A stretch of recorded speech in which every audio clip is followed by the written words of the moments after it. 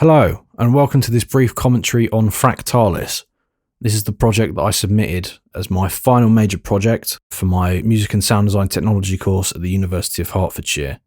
This video is going to act as a kind of condensed version of the contextualization essay that I wrote and submitted with the project itself. There'll be a link to the full essay in the description. You can go and have a look at that if you like. Here I just want to talk about a kind of overview of the key themes. I want to talk about some of the inspiration that I had, the background, how the piece came about, some of the challenges I faced, the more artistic side, kind of what it means, all that good stuff. But the essay goes into way more detail. It explores, some of the production techniques that I used, how I come up with some of the sounds. It goes in a bit more detail into the key themes as well and ties them back to the plot. And it also talks about some of the little Easter eggs and references that are in the piece as well. It talks about them in a bit of detail. So yeah, by all means, if you want to have a look at the essay, you want to dive into the analysis, it will go through in a bit more detail. There's a link below, you can have a look. So this is just kind of a condensed version of that, really. It might sound like I'm rambling at points because I haven't really got a script. I've just got some key points. So I'm kind of making it up as I go along. So apologies for that. Also, brief will probably be in quotation marks because I have no idea how long this is going to be. I've lost count of how many takes I've done now, so excuse all the ers and ums and pauses. Also, it's pretty self-explanatory, but you might want to listen to the piece before you listen to this. Not just because I'm going to be diving into some plot points and I don't want to spoil it for anyone, but also because... why would you listen to a commentary on a piece you haven't heard, But I hope you enjoy this little insight. I hope it helps you understand the piece a little bit better. I'll put some timestamps in the description as well if you want to skip to certain parts. Again, check out the essay if you want to go into more detail. But yeah, let's crack on. I think that Fractalis is probably best described as a narrative-driven sonic experience. We were given three options as to what we could do for our final project. We could either do a dissertation, we could do sound for moving image, which would be putting sound to an animation or a film scene or something, or we could do an album. So the dissertation was 10,000 words, so that wasn't happening. I thought that doing the sound for moving image would probably be a bit predictable and a bit boring. So I wanted to do something a bit kind of album-ish, but I couldn't just do a straight up album because my course was in Music and Sound Design Technology. So I'd need to do something that had sound at the forefront. So I came up with two options. I could either do a concept album in the same sort of vein as Jeff Wayne's musical version of The War of the Worlds, which is a progressive rock album that has dialogue throughout and it also has a Foley, so it's quite theatrical. Or I could do an audiobook, but make it a bit more like a radio drama sort of thing. So have the dialogue and all the sound with it as well. But eventually I decided that the concept album was a bit too musical and the audiobook idea was a bit too sound driven. So I wanted to do something that married the two, but also they've been done before. So I wanted to explore something that was unique, a bit avant-garde, a bit abstract, something that was innovative that you wouldn't have heard before. And I decided to go down the sonic art route. I felt that that gave me the most room for experimentation. It would allow me to combine the narrative elements of the audiobook idea with the more kind of metaphorical, abstract, strange production techniques and things like that of the concept album. And so this project was born, really. I like to think of it as like a film without visuals. You have all the sound and then that is able to trigger your imagination and you can see what's going on in your mind's eye.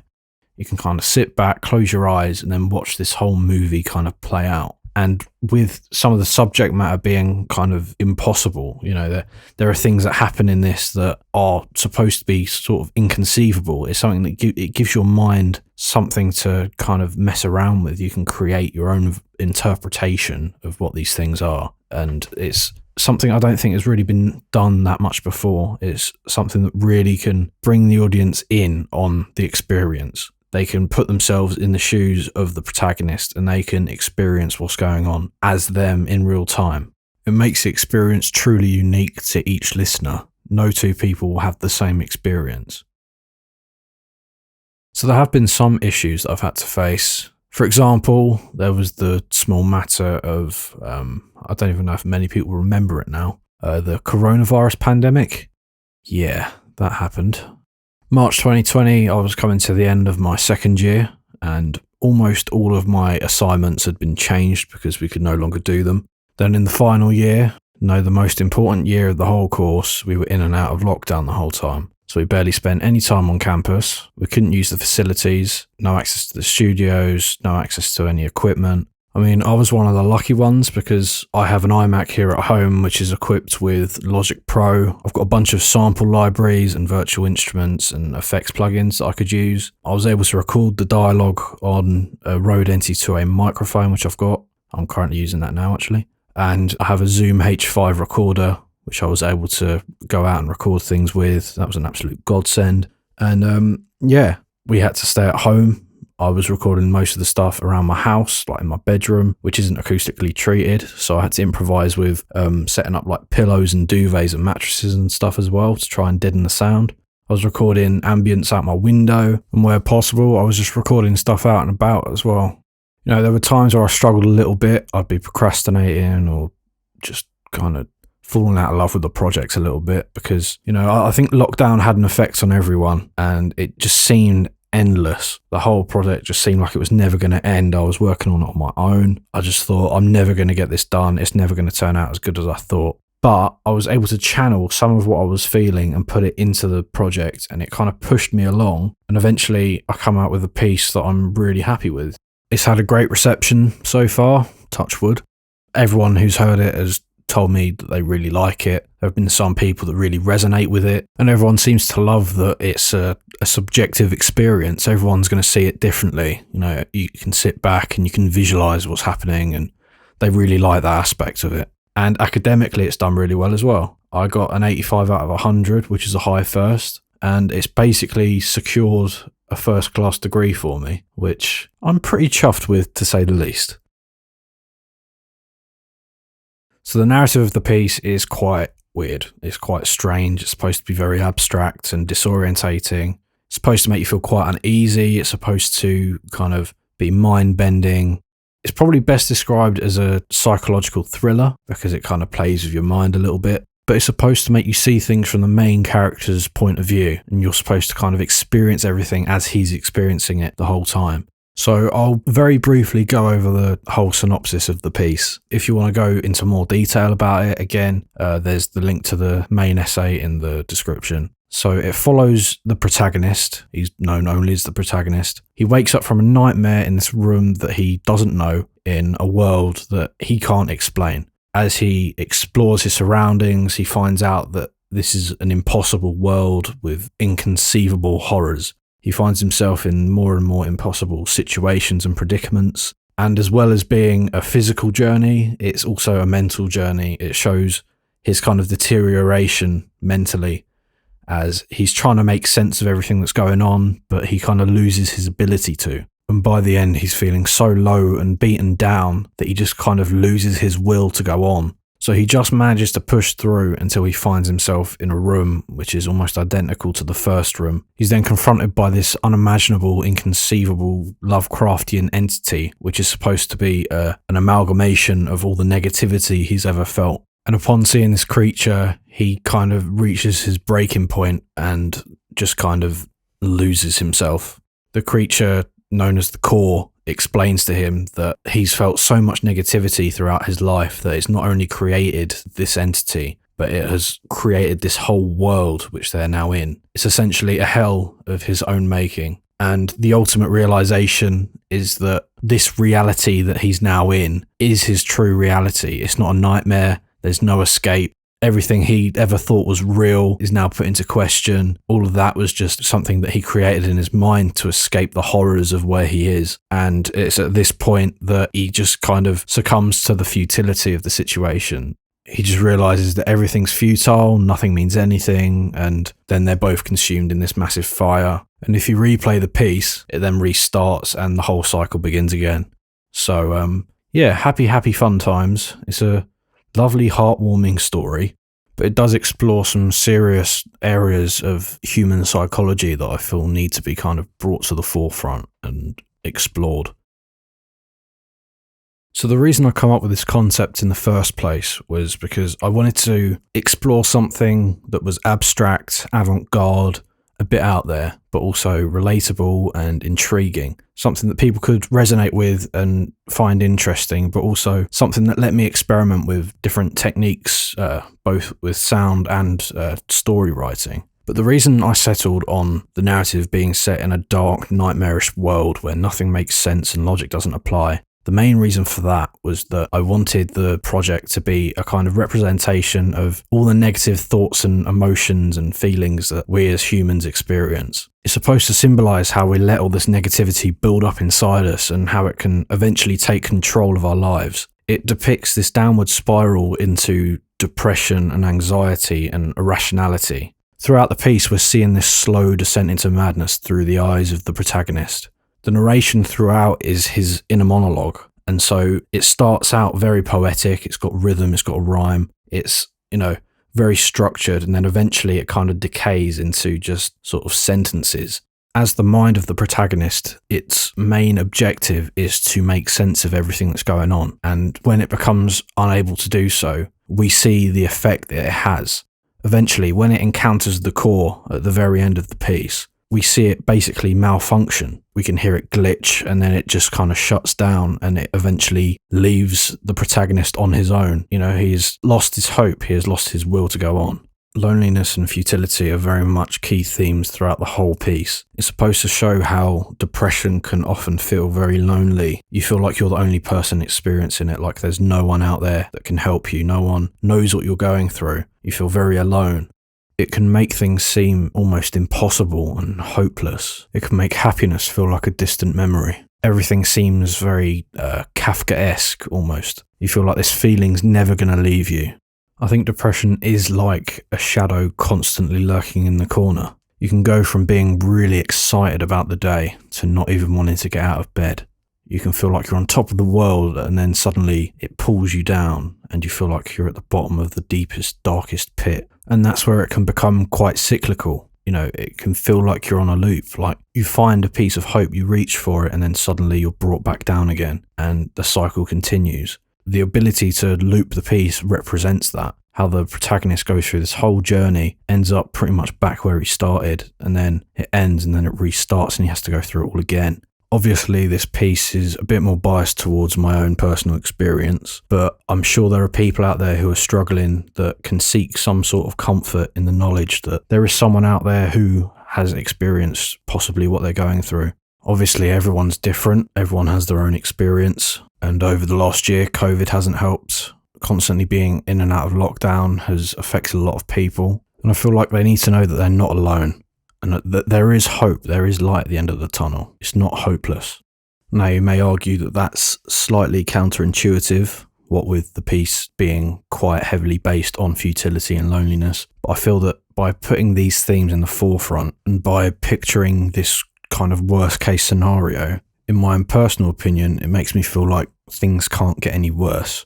As in, you'll never be in this situation. This is purely a metaphor, but that provides me with some comfort in that things aren't hopeless in real life. There is real hope.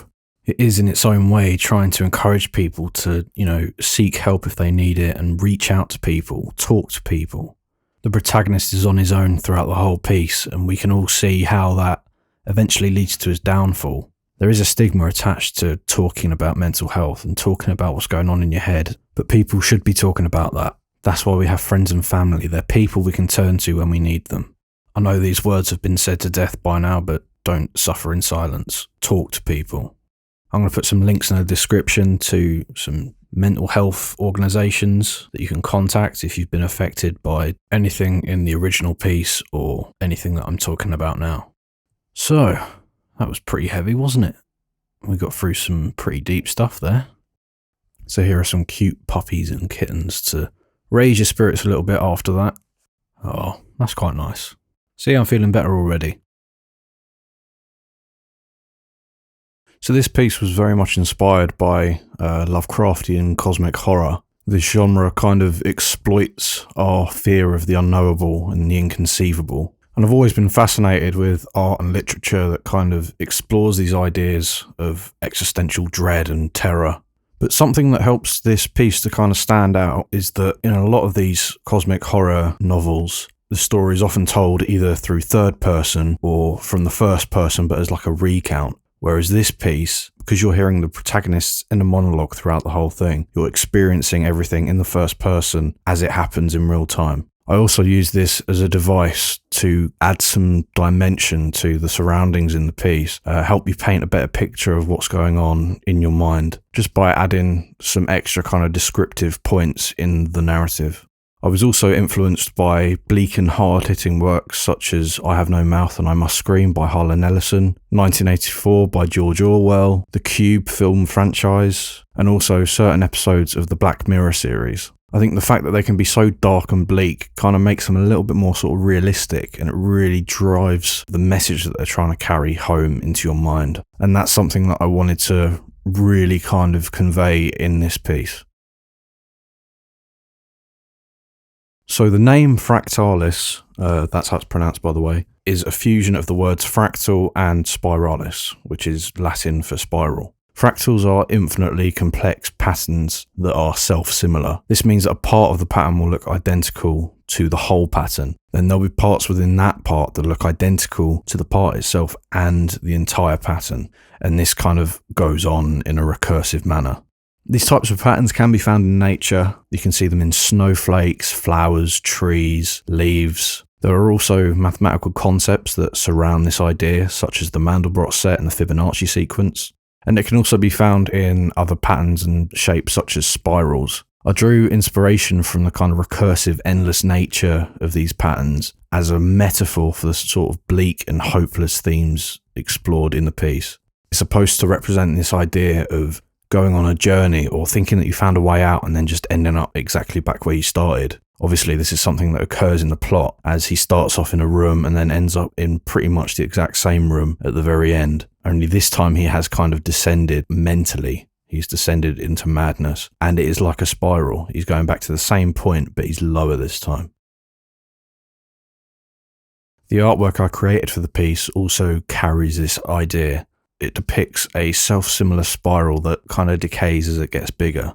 The orange fiery colour and the fragments of the decaying spiral kind of form these flame-like textures. This is supposed to be a reference to the fire at the end of the piece and also a reference to the Ring of Fire, both of which are in turn representations of chaos and madness. The spiral itself also represents the protagonist's journey through this impossible world.